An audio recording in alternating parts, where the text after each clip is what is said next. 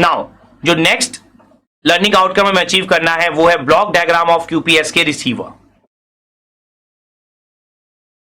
तो देखिए block diagram of QPS के रिसीवर जब आप स्टडी करेंगे तो आपको यहां पर क्लियरिटी होनी चाहिए कि इनपुट सिग्नल्स आपके क्या क्या हो सकते हैं। तो इनपुट सिग्नल्स आपके यहां पर होंगे S0T, S1T, S2T and S3T। ठीक है, तो अगर आप किसी एक का भी एग्जांपल लें, यहां पर सपोज करिए अगर आप एग्जांपल लेते हैं S3T का, तो इनपुट सिग्नल आपका क्या होगा, cos omega CT plus sin omega CT। तो यहां पर आपका टारगेट क्या है, आप अपने टारगेट के हिसाब से ब्लॉक डायग्राम खुद से डिजाइन कर सकते हैं, क्योंकि आप पीएस के भी पढ़ चुके हैं, एएस के भी पढ़ चुके हैं और एफएस के भी पढ़ चुके हैं, सब में आपने रिसीवर का ब्लॉक डायग्राम स्टडी किया हुआ है। तो देखिए यहां पर cos omega CT plus sin omega CT आएगा, तो आपको पता है cos ओमेगा CT प्लस 1 देगा या 1 देगा सिंपली, और sin ओमेगा CT भी आपको 1 देगा, दोनों आपको क्या देंगे, 1 1 देंगे। तो अगर आपको दोनों को 1 1 लाना है, ठीक है, तो सबसे पहले अब आप ये समझिए कि वहां पर जो रिसीवर के साइड में आपने किया, वहां पर आपने ट्रांसमीटर के साइड में किया क्या था, आपने 1 को मल्टीप्लाई किया था cos ओमेगा CT से और 1 को मल्टीप्लाई किया था sin ओमेगा CT से। तो आपको भी यहां पर सेम काम फिर से करना होगा, ठीक है ना। आप फिर से यहां पर cos ओमेगा CT से भी मल्टीप्लाई करेंगे और sin ओमेगा CT से भी मल्टीप्लाई करेंगे। तो अगर मैं यहां पर डायग्राम आपके लिए डिजाइन करूं तो आप देखिए यहां पर, मान लीजिए यहां पर मैं S3T का ही एग्जांपल लेकर चल रहा हूं आपके लिए, कोई भी आप एक एग्जांपल ले सकते हैं, उसके बाद आप दूसरे के लिए भी ट्राई कर लीजिएगा। तो यहां पर होगा क्या, यहां पर फिर से आपको मल्टीप्लायर का ही इस्तेमाल करना होगा, क्योंकि अल्टीमेटली आपको करना तो कोहेरेंट डिटेक्शन ही है। तो सेम कैरियर जो आपने किस साइड यूज किया था, ट्रांसमीटर के साइड में,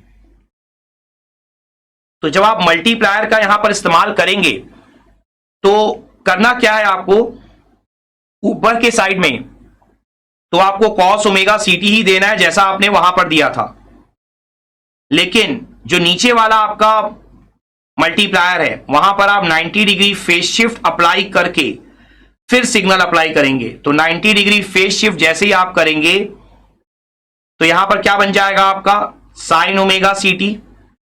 ओके, इसके बाद अब आपका आंसर क्या आएगा, अब जो भी आपका आंसर आएगा आफ्टर मल्टीप्लीकेशन S3T के साथ, इसको अब आपको किससे पास करना होगा, इसको आपको पास करना होगा लो पास फिल्टर से। तो जैसे ही आप इसे लो पास फिल्टर से पास करेंगे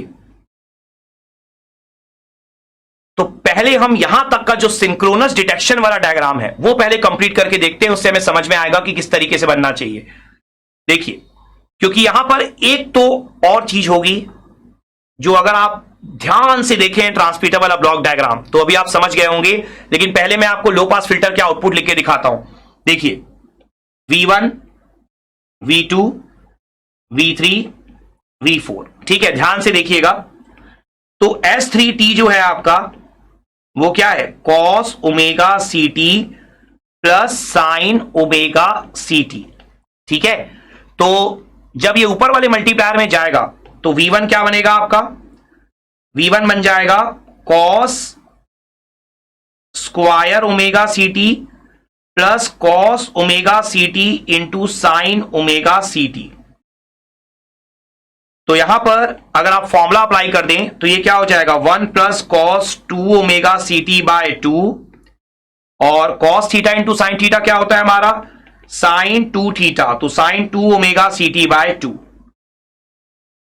अब अगर आप यहां बात करते हैं V1 के लो पास फिल्टर में अप्लाई होने के बाद V3 की, तो V3 क्या होगा, ऑब्वियस सी बात है V1 में जो हाई फ्रीक्वेंसी है वो रिजेक्ट हो जाएगी, जो लो फ्रीक्वेंसी है वो पास हो जाएगी।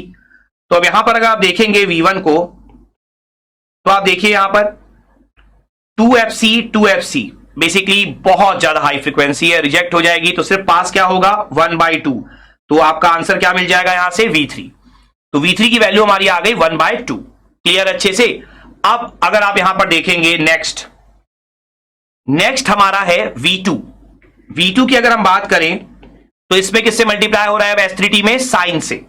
तो ये हो जाएगा cos omega CT into sine omega CT plus sine square omega CT। तो यहां से कितना हो जाएगा आपका, ये हो जाएगा अगेन साइन 2 थीटा बाई 2, तो sine 2 omega C T by 2, और साइन स्क्वायर थीटा हमारा क्या होता है 1 माइनस कॉस 2 थीटा बाई 2, तो 1 minus cos 2 omega C T by 2। Again 2fc बहुत बड़ी फ्रीक्वेंसी है, तो जो लो पास फिल्टर का होगा आउटपुट वो कितना होगा V4 1/2। तो देखिए यहां से V3 और V4 लो पास फिल्टर के आउटपुट 1/2 मिले, मतलब पॉजिटिव मिले, आपको वैल्यू पे नहीं जाना है, पर दोनों सेम भी मिले हैं, ठीक है।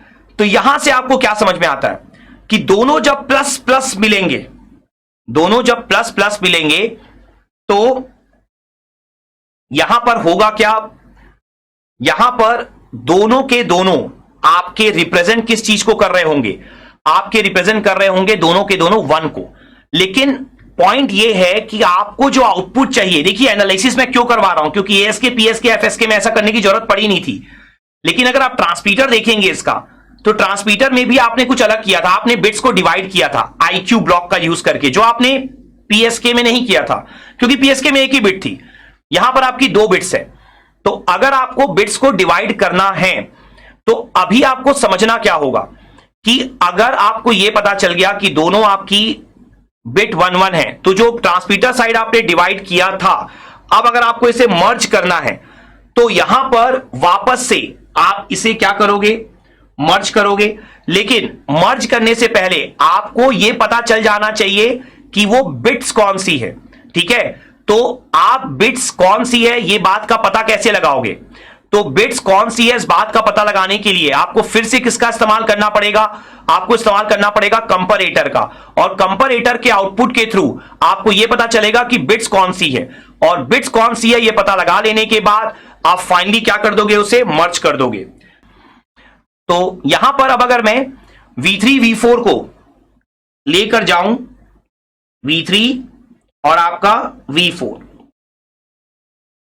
तो देखो सबसे पहले आप कंपैरेटर का इस्तेमाल करके ये डिसीजन ले लोगे कि आपका आउटपुट क्या होने वाला है। ऑब्वियस सी बात है, आपको पता है कि आपका आउटपुट क्या है, 1 है, क्योंकि दोनों की दोनों वैल्यूज क्या है आपकी पॉजिटिव है, ये आप बहुत बार देख चुके हो। और उसके बाद अब आप क्या करोगे, दोनों को यहां पर आपने पिछली बार क्या किया था डिवाइड, तो अब आप क्या कर दोगे, इसे मर्ज। मर्ज की स्पेलिंग यही होगी ना, हाँ।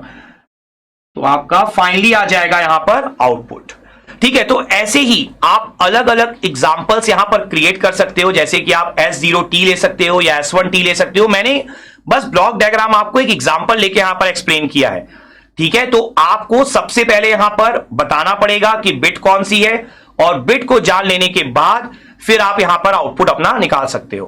क्लियर अच्छे से। तो बेसिकली जो हमने अभी आउटपुट कंसीडर किया है, जैसा मैंने आपको बोला, आप S0T S1T S2T सबके लिए अलग अलग एग्जांपल देकर आप यहां पर चेक कर सकते हो। तो ये आपका रिसीवर का ओवरऑल यहां पर ब्लॉक डायग्राम होता है, और आप देख पा रहे हो कि रिसीवर का overall block diagram exactly same है जैसा आपने पीएसके में देखा था। बस यहां पर चूंकि साइन और कॉस दोनों हैं, चूंकि यहां पर 2 बिट्स थी, इसलिए आपको डायग्राम यहां पर 2 बार बनाना पड़ा।